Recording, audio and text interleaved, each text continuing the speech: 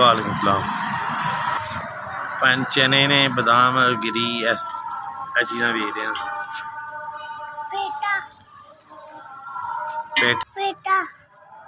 पेठा किन्ने दा 10 दा चाचू लिया हल जनाब। गल है कि मैं वहाँ गरीब आदमी सौदा थोड़ा बहुता बेच रहा। मैं वैसे टेलर मास्टर हाँ। कभी दुकान है सी बार किसी कुछ हालात ख़राब ऐसे हो गए कि दुकान चली गई तो मशीन ऐसी भी बेच दी थी। तो मकान किराए का है 6,500 किराया, वो भी नहीं निकलता। अच्छा बच्चा भी जिद करता पे असी नाल ले लिया नवी लैन भी बाहर।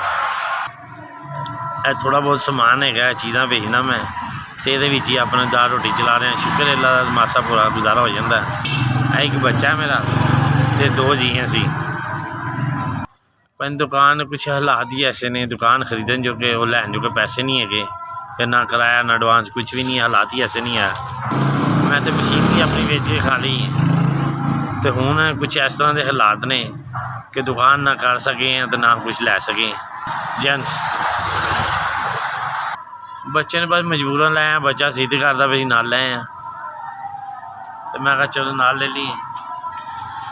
मेरे को चीज़ां ने जिहड़ियां मैं बेचदा वां, कोई 20 रुपए की है कोई 30 रुपए की है। ऐसे तरह अपना टाइम पास कर रहे हैं।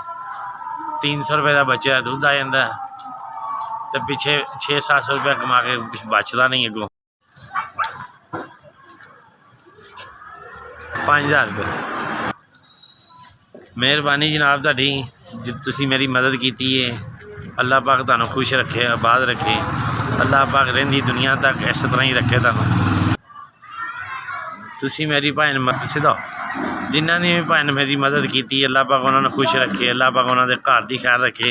अल्लाह पाक इस तरह उन्होंने खुश रखे तो देंदा ही रखे। किसी का अल्लाह पाक मुहताज ना करे। मैं माड़ा बंदा मैंने 5,000 रुपया दिता।